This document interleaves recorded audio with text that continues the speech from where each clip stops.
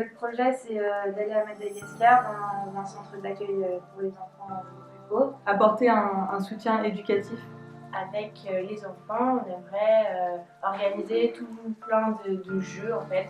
Du coup, moi je vais plus servir d'entremetteuse entre elles qui seront là-bas et la France. Autour des jeux, autour des jouets.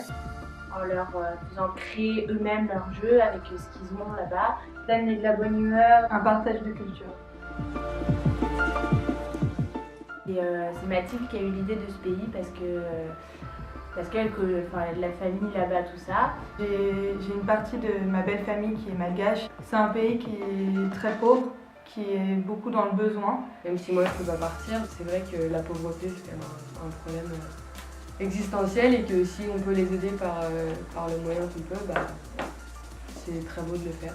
Mon père, il a voyagé 10 ans en Afrique. C'est un peu un lien qu'on garde et que j'aimerais bien faire un peu comme lui. Là, moi, je connaissais pas trop. Avant de rentrer à l'INSEC, je voulais faire un projet humanitaire.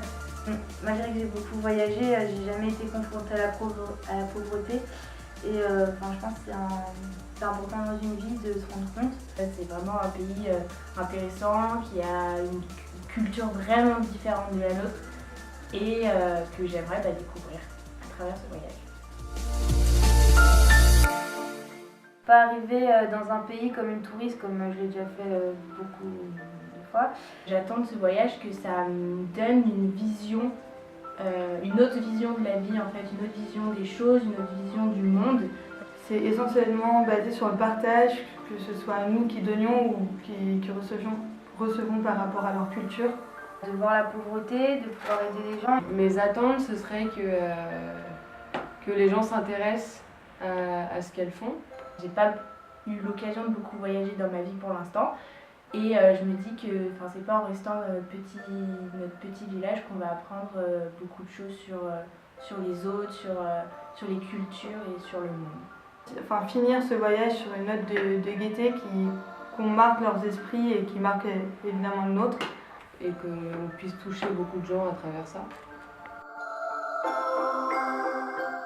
Et surtout par rapport à la pauvreté et ce que je vais pouvoir voir là-bas parce qu'on vit en France et on ne se rend pas compte de la misère des autres pays jusqu'à ce qu'on la rencontre en fait. C'est que je suis jamais partie aussi loin et aussi longtemps. Une des craintes, c'est qu'elles ne trouvent pas de réseau pour m'envoyer ce qu'elles font et qu'en gros, on n'arrive pas à communiquer. J'ai aussi peur par rapport à l'adaptation de la culture, du climat.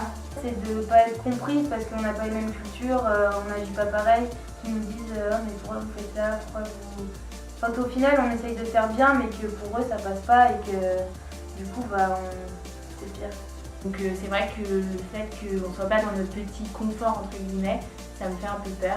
3 jeunes filles adultes et responsables, mais on n'aura pas de soutien là-bas en fait. Moi j'espère pour elles que ça va pas être trop difficile mentalement parlant. Forcément quand on est dans un groupe, il faut savoir se gérer nous-mêmes mais aussi gérer les autres. C'est vrai qu'on a eu pas mal de difficultés au niveau de la coordination. On a un groupe de 4 et il faut répartir les tâches, il faut faire confiance à ses camarades, mais quand tu commences l'année et que tu connais personne, c'est un petit peu difficile. La difficulté qu'on a rencontrée, c'était vraiment de se mettre d'accord pour qui allait faire quoi et encore maintenant c'est un petit peu difficile, mais bon, on s'en sort. Trouver des moments pour se voir tout à 4 ou même pour les rendez-vous, c'est quand même assez compliqué. Les soucis rencontrés, c'était essentiellement sur trouver les moyens financiers pour financer ce projet. Se rendre compte de la chance qu'on a d'habiter en France, s'ouvrir aux autres cultures, aux autres mentalités, aux autres habitudes et pas rester fermé essentiellement sur notre petit train de vie et nos besoins, nos désirs et s'ouvrir aux autres. C'est que du bonheur en fait, quand j'y pense ça me fait peur mais en même temps je me dis que ça va être une expérience de malade et que je vais forcément ressortir plus grande.